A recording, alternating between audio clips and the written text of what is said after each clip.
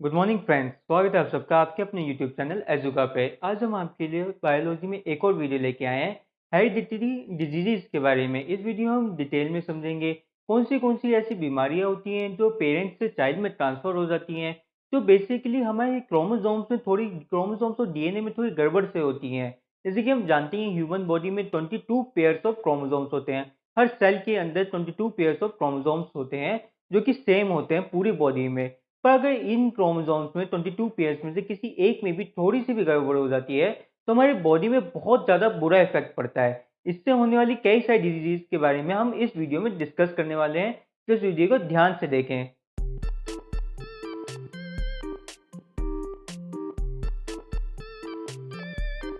अब सबसे पहले हम समझेंगे कि हेरिडिटी डिजीजेस होती क्या है। हेरिडिटी डिजीज हमारी अलग होती हैं और हमारी जो जेनेटिक डिसऑर्डर्स होते हैं वो अलग होते हैं। इन दोनों में काफ़ी ज़्यादा डिफरेंस होता है।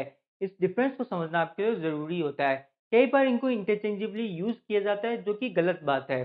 तो हेरिडिटी डिजीज होती हैं जो पेरेंट्स से चाइल्ड में ट्रांसफ़र होती हैं, ठीक है ना, जो पेरेंट्स अपने चाइल्ड में ट्रांसफ़र करता है। और दूसरी तरफ जेनेटिक डिजीज होती हैं, जेनेटिक डिसऑर्डर्स वो डिसऑर्डर्स होते हैं जो हमारे जीन्स में होते हैं, जो हमारे क्रोमोसोम्स या फिर हमारे डीएनए में मौजूद होते हैं।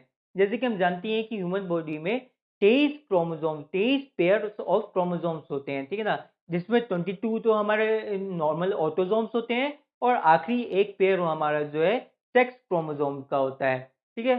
तो जो इन्हीं के क्रोमोसोम में अगर कुछ गड़बड़ हो जाती है, कोई पार्ट जो है मिसिंग हो जाता है या फिर कोई एक्स्ट्रा पार्ट जुड़ जाता है, तो इसके कारण जो काफ़ी ज़्यादा जो है प्रॉब्लम्स का सामना करना पड़ जाता है। इसको कहते हैं जेनेटिक डिसऑर्डर। जितने भी जेनेटिक डिसऑर्डर होते हैं वो जो है ट्रांसफ़र हो पाते हैं, वो जो है हेरिडिटी डिजीज़ में काउंट होते हैं। यानी कि हम कह सकते हैं कि हेरिडिटी डिजीज़ बड़ा सर्कल है हमारा और जेनेटिक डिसऑर्डर स्मॉल ग्रुप होता है। जितने भी जेनेटिक डिसऑर्डर होते हैं वो हमारी हेरिडिटी डिजीज़ में आते हैं, पर जितनी भी हेरिडिटी डिजीज़ होती हैं वो जेनेटिक डिसऑर्डर नहीं होती हैं, ठीक है ना। हो भी सकती हैं और नहीं भी हो सकती हैं, क्योंकि हेरिडिटी डिजीज़ एक बड़ा सर्कल है हमारा, बड़ा ग्रुप है, डिजीज़ का बड़ा ग्रुप है। अब हम कुछ जो है हेरिडिटी से होने वाली डिजीज़ के बारे में समझेंगे। बेसिकली अगर हम बात करें तो पहली 4 जो है हमारी नॉन जेनेटिक डिसऑर्डर्स हैं, ठीक है ना। नॉन जेनेटिक डिसऑर्डर यानी कि ये सब के सब जीन्स में प्रॉब्लम के कारण नहीं है, पर ये सब के सब हमारे जो हैं हेरिडिटी डिजीज़ हैं, ठीक है। तो सबसे पहले हम हेमोफीलिया के बारे में समझेंगे। हेमोफीलिया ए कह लो या फिर सिर्फ हेमोफीलिया कह लो। इसको जो है हम रॉयल डिजीज भी बोला जाता है और क्रिसमस डिजीज भी बोला जाता है। एक ही डिजीज है पर नाम बहुत सारे हैं। इसको रॉयल डिजीज क्यों बोला जाता है? क्योंकि ये जो बीमारी है ये जो है रॉयल फैमिली में देखने को मिलती है। जो हमारी क्वीन विक्टोरिया थी उनमें सबसे पहले तो ऐसे किसी और में देखने को मिली थी, पर रॉयल फैमिलीज में सबसे पहले जो देखने को मिली थी वो क्वीन विक्टोरिया में देखने को मिली थी, ठीक है ना। उसके बाद काफ़ी उसके बाद हम देखते हैं कि पूरी जितनी भी जनरेशन आज तक आती जा रही है सब में ये डिजीज़ देखने को हमें मिल रही है। हीमोफीलिया नाम की डिजीज़ सब में देखने को मिल रही है। इस डिजीज़ में होता क्या है बेसिकली कि इस डिजीज़ में जो हमारे ब्लड में एक फैक्टर 8 नाम का एक प्रोटीन होता है। इस डिजीज में फैक्टर 8 जो है गायब हो जाता है। ये फैक्टर 8 होता क्या है ये भी समझना ज़रूरी होता है। जैसे कि हमने आपको ब्लड वाले चैप्टर में समझाया था कि हमारे बॉडी में हमारे ब्लड में काफ़ी सारी चीज़ें होती हैं। रेड ब्लड सेल्स होते हैं, व्हाइट ब्लड सेल्स होते हैं, प्लेटलेट्स होती है, प्लाज़्मा होते हैं और काफ़ी सारे प्रोटीन्स भी होते हैं। ये प्लाज़्मा के अंदर ही मिले होते हैं प्रोटीन्स। इन्हीं प्रोटीन्स में से जिन प्रोटीन्स को हम जो है फैक्टर्स बोलते हैं। ये बेसिकली 12 फैक्टर्स होते हैं जिनमें से जो 8 फैक्टर होता है, 8 हमारा जो नंबर का फैक्टर होता है ये मिसिंग होता है हीमोफीलिया में। जितने भी ये 12 के 12 फैक्टर हैं ये सब क्लॉटिंग में मदद करते हैं। अगर एक भी फैक्टर जो है गायब हो जाए तो हमारे क्लॉटिंग में परेशानी आ जाती है। क्लॉटिंग में जो है डिफ़िकल्टीज़ आने लग जाती हैं, इतनी अच्छी से काम नहीं कर पाती है हमारी ब्लड क्लॉटिंग और खून जो है बहने लग जाता है। तो हम ये देखते हैं कि जिन भी लोगों को हमारी हीमोफीलिया हो रहा है उनमें सीरियस ब्लडिंग इशू देखने को मिलते हैं। थोड़ा-सा कट लगा और बहुत सारा खून बह गया, ठीक है? और इसको क्रिसमस डिज़ीज़ भी बोला जाता है। क्रिसमस डिज़ीज़ क्यों बोला जाता है? क्योंकि सबसे पहले जो ये बीमारी ढूँढी गई थी, ये एक फैमिली में ढूँढी गई थी जिनका नाम क्रिसमस फैमिली था। वो फैमिली की जो कास्ट थी वो क्रिसमस थी, ठीक है ना?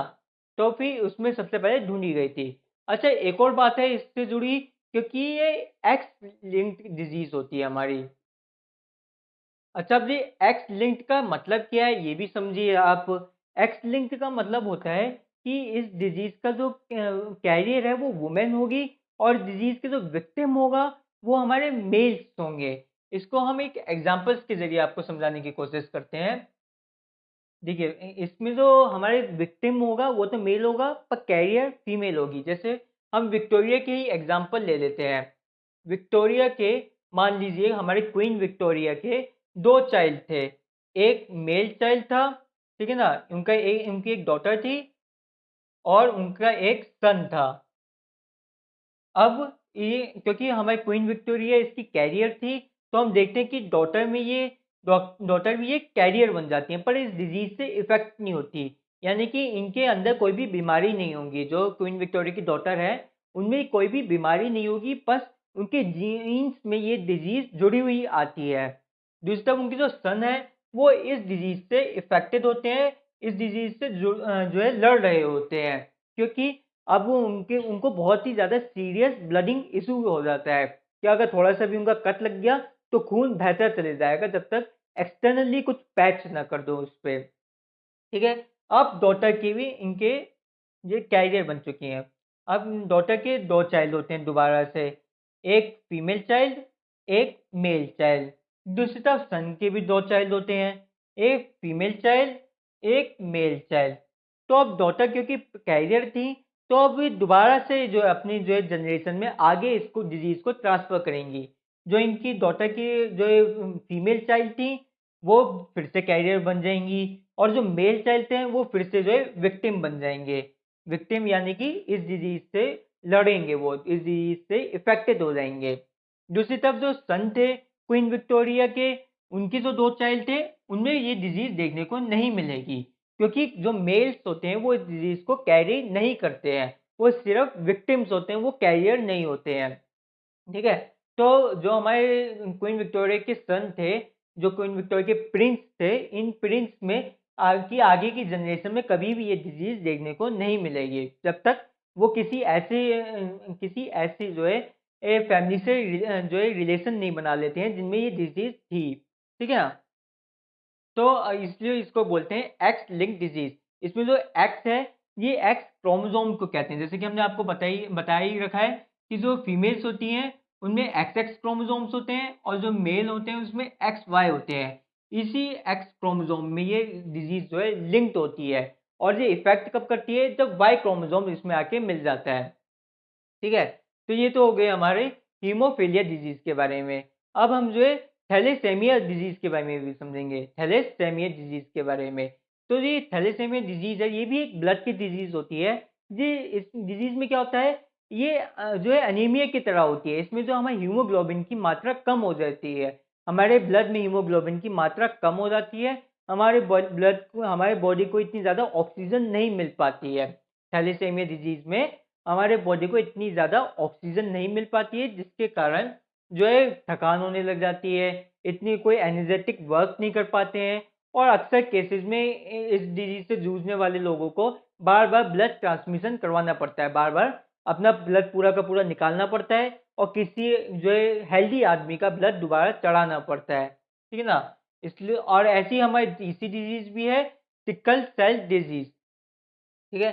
जो सिकल सेल डिजीज है उसमें भी यही बात है, उनमें भी जो है अनीमिया ही हो जाता है, उसमें भी जो है हीमोग्लोबिन की कमी हो जाती है। बेसिकली इसमें हीमोग्लोबिन की कमी नहीं होती है, पर फिर भी इस डिजीज जो रेड ब्लड सेल्स होते हैं वो ऑक्सीजन को नहीं ले पाते हैं। क्यों? क्योंकि देखो, थैलेसेमिया में तो हीमोग्लोबिन की कमी हो गई थी, और जो हमारे सिकल सेल हैं उसमें जो रेड ब्लड सेल्स के शेप बदल जाती है। वो जो है एकदम पतले से और चाँद की शेप के हो जाते हैं, ठीक है ना? जो सिक्कल से इसको शेप को बोलते हैं सिक्कल शेप, वो सिक्कल शेप के हो जाते हैं, पतले से और एकदम चाँद की शेप के। वरना नॉर्मल सेल्स कैसे होते हैं हमारे red blood cells? Normal red blood cells ऐसे होते हैं, एकदम गोल-मटोल से, पतले होते हैं वो भी, पर गोल-मटोल होते हैं। इसमें ये पतले भी हैं और चाँद की शेप के हो जाते हैं। अब ये चाँद की शेप के हो गए तो इनका सरफेस एरिया कम हो जाएगा, अब सरफेस एरिया कम हो जाएगा तो ये ऑक्सीजन को कम ले पाएंगे तो पूरी बॉडी में कम ट्रांसफर कर पाएंगे। इस जो सिकल सेल डिजीज में भी हमारे जो है ऑक्सीजन की कमी हो जाती है पूरी बॉडी में। और ये किस कारण से होता है, कौन से जीन्स के प्रॉब्लम के कारण होता है? ये 11th पेयर की कमी के कारण होता है। हमारा थैलेसीमिया भी 11th के कारण हो रहा था और हमारा सिकल सेल भी 11th पेयर ऑफ क्रोमोसोम में कुछ कमी होने के कारण ये डिजीज होती है ह्यूमंस में, ठीक है ना। जो 11th पेयर होता है ह्यूमन बॉडी में, जैसे 23 पेयर्स होते हैं टोटल, उसमें से जो 11th नंबर का पेयर होता है उस पर कुछ डिफेक्ट आ जाता है, कुछ जो प्रिंटिंग में डिफेक्ट आ जाता है, जिसके कारण ये दोनों डिजीज होती हैं, ठीक है। कुछों में जो है हीमोग्लोबिन की कमी हो जाती है, तो कुछों की तो रेड ब्लड सेल्स की शेप ही बिगड़ जाती है।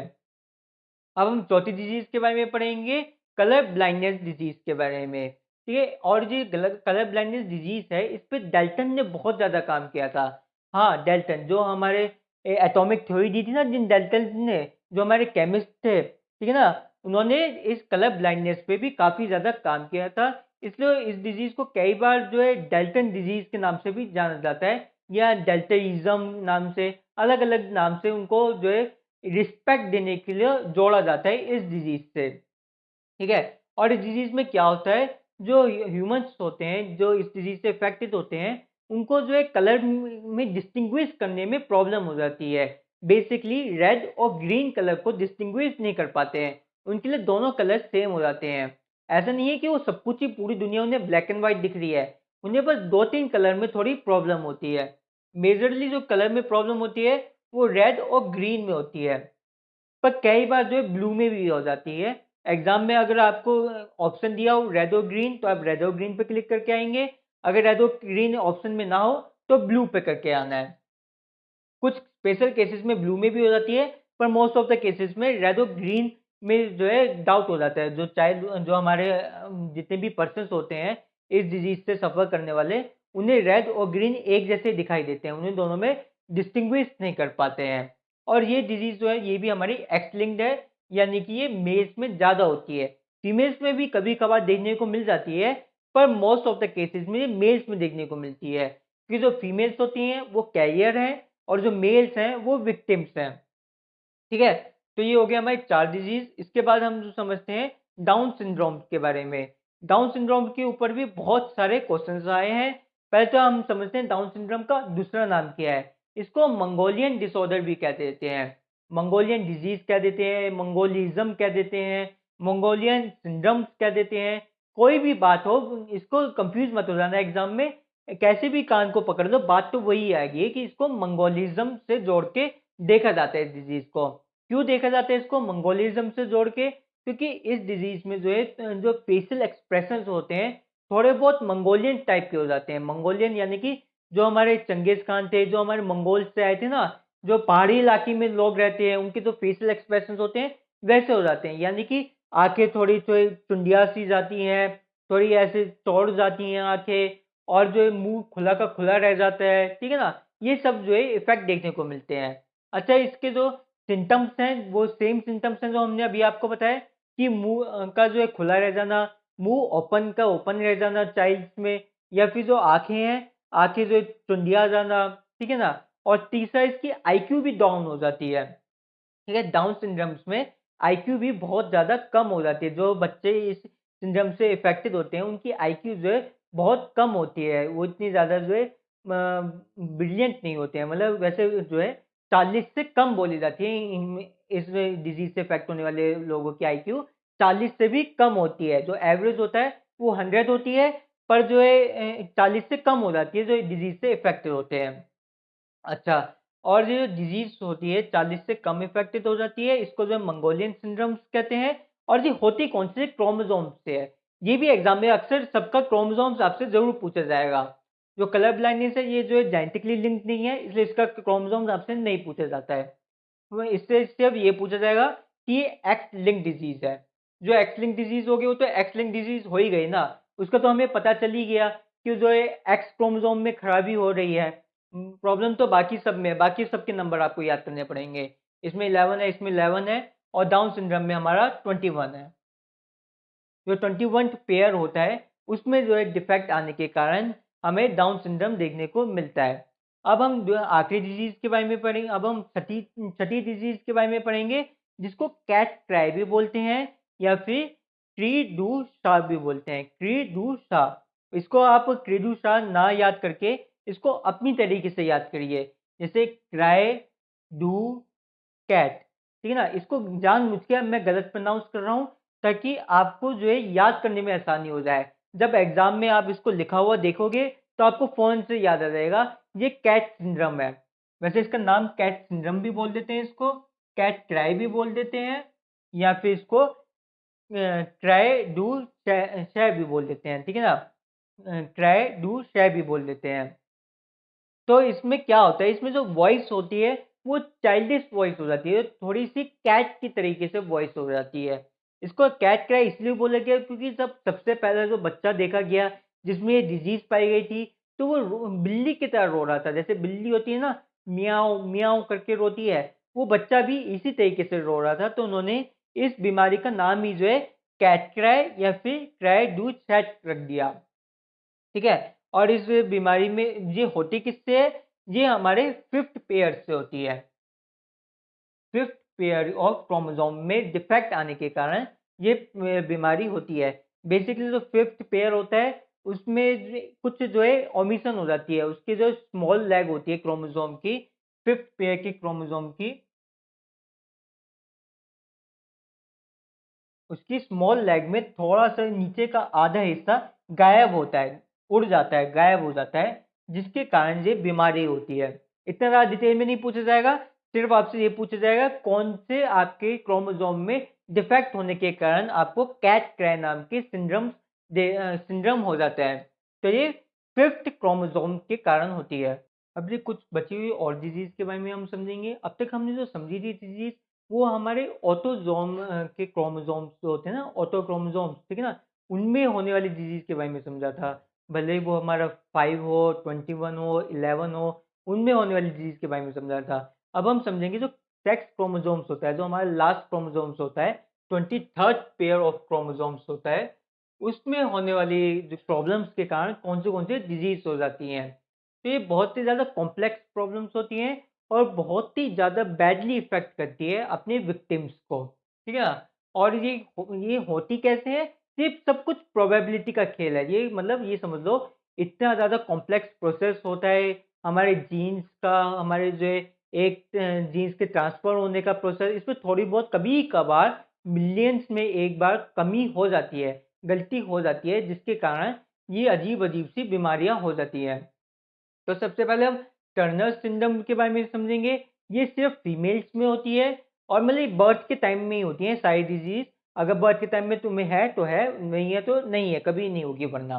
जो टर्नर सिंड्रोम है ये फीमेल में होती है और उसमें एक एक्स क्रोमोसोम ओमिट हो जाता है, यानी कि जो 23rd पेयर होता है उसमें सिर्फ एक्स और एक खाली हो जाता है, एक एक्स क्रोमोसोम गायब होता है इसमें, ठीक है ना। यानी कि क्या होता है बेसिकली, कि हम जानते ही हैं कि जब चाइल्ड में जब फीमेल चाइल्ड पैदा होती है तो एक मेल से हमें एक्स मिलता है और एक मदर से मिलता है, एक फादर से एक्स क्रोमोसोम मिलता है और एक मदर से एक्स क्रोमोसोम मिलता है जब जाके फीमेल बनती है।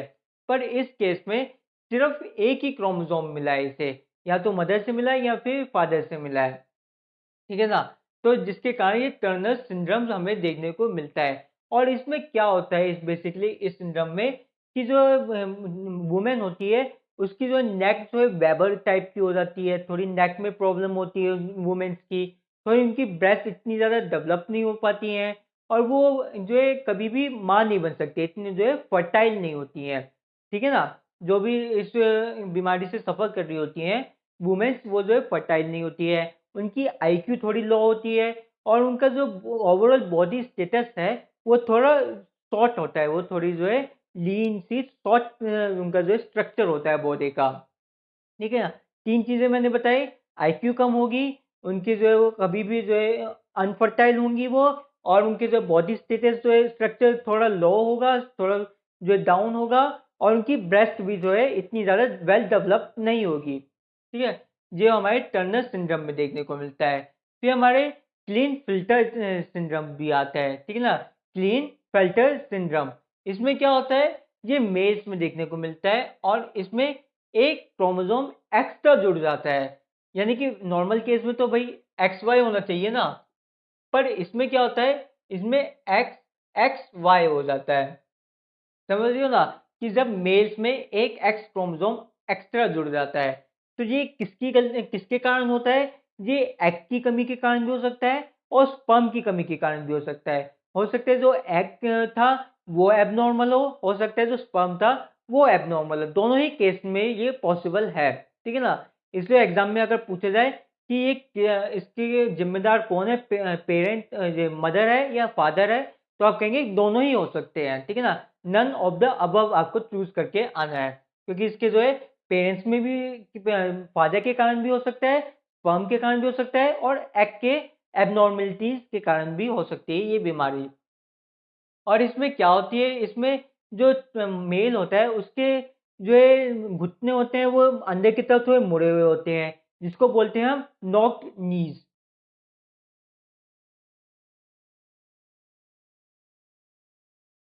आईक्यू कम होती है, मतलब आईक्यू तो ये समझ लो कोई भी ऐसी बीमारी होगी तो आईक्यू तो अपने आप ही कम हो ही जाएगी। ठीक है ना, नॉक नीज होते हैं जो घुटने होते हैं थोड़े, तो ये अंदर की तरफ मुड़े हुए होते हैं, एक दूसरे से चुपके से होते हैं। और इनकी आईक्यू लो होती है, इनकी थोड़ी जो चेस्ट होती है वो ब्रेस्ट की तरह दिखने लग जाती है, इनकी थोड़ी चेस्ट जो है फीमेल्स की तरह निकलने लग जाती है। ये सिर्फ मेल्स में देखने को मिलती है, क्योंकि आप देखिए ना डबल एक्स वाई, तो फिर ये वाई आगे तो ये बनेगा तो मेल ही बनेगा तो चाइल्ड पैदा होगा, पर इसमें थोड़े बहुत जो है फीमेल्स वाले करेक्टरिस्टिक हमें देखने को मिल जाते हैं। और क्योंकि ये एक बीमारी है इसलिए आईक्यू भी लो हो जाती है। ठीक है, अच्छा ये तो हो गई हमारी एक तो हमने बता दिया कि अगर फीमेल्स में एक्स क्रोमोसोम कम हो गया, इसमें बता दिया अगर एक मेल में एक्स क्रोमोसोम एक्स्ट्रा हो गया। अब दो केसेस और होते हैं, मान एक केस होता है, एक और होता है ट्रिपल एक्स का केस। कोई बच्चा आ गया बन गया जिनमें जो है ट्रिपल एक्स के क्रोमोसोम आ गया। एक होता है हमारा केस एक्स एक्स वाई का केस। इन दोनों के क्या नाम है, अगर किसी में किसी चाइल्ड के अंदर ट्रिपल एक्स क्रोमोसोम आ जाता है, 23rd जो पेयर है वो ट्रिपल एक्स बन जाता है, दो के जगह तीन आ जाते हैं एक्स, तो वो फीमेल हमारी जो है सुपर फीमेल कहलाती है। सुपर फीमेल का ये मतलब नहीं कि उसकी आईक्यू ज़्यादा होगी या फिर वो फेमिनिज्म ज़्यादा होगा उसमें, ऐसा नहीं। इसका मतलब बस नाम रख दिया गया है सुपर फीमेल, क्योंकि इसमें एक्स क्रोमोसोम एक एक्स्ट्रा रखा गया है, याद करने के लिए इन्होंने नाम ऐसा रख दिया गया है सुपर फीमेल। पर बाकी इन फीमेल्स पे बहुत सारी जो डिफेक्ट देखने को मिलते हैं हमें। फिर आते हैं हमारे डबल एक्स वाई, ये आप अपने आप से गैस भी कर सकते हो, सुपर मेल बन जाएगा। नहीं ये डबल एक्स नहीं, एक्स वाई वाई, क्योंकि डबल एक्स वाई तो हमने आपको बता ही दिया था, वो तो हमारा क्लिनफेल्टर सिंड्रोम से आ जाता है। ठीक है ना, क्लिनफेल्टर सिंड्रोम में डबल एक्स वाई होता है, और एक्स वाई वाई हो वाला केस हमारा जो है सुपर मेल का होता है।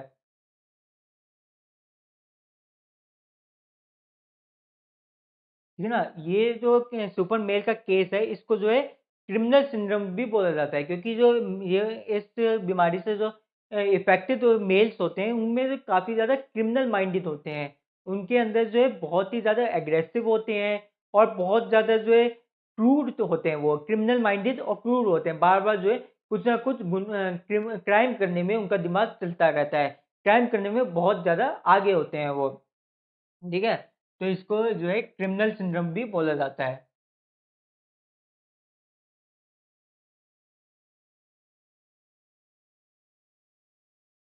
ठीक है, मतलब एक क्राइम जो है बहुत ज़्यादा होता है इसमें। अच्छा ये तो हो गई हमारी बात, जो हमने बेसिक बेसिक से आपको समझा दिए। पर बाकी जो हमारे बहुत सारे जो है हेरिडिटी से ट्रांसफर होने वाली डिजीज़ होती हैं, जिनमें कई सारे तरीके के कैंसर्स भी होते हैं और डायबिटीज़ भी होती है। बल्कि डायबिटीज़ तो मैं कहूँगा सबसे ज़्यादा कॉमन हेरिडिटी ट्रांसफर डिजीज़ है, खासकर इंडिया में। इंडिया में तो बहुत सारे लोग डायबिटीज़ से जूझ रहे हैं। डायबिटीज़ भी जो है काफ़ी सारे टाइप की होती हैं, जिनमें से सिर्फ टाइप 2 डायबिटीज़ होती है जो कि जेनेटिकली ट्रांसफ़र होती है।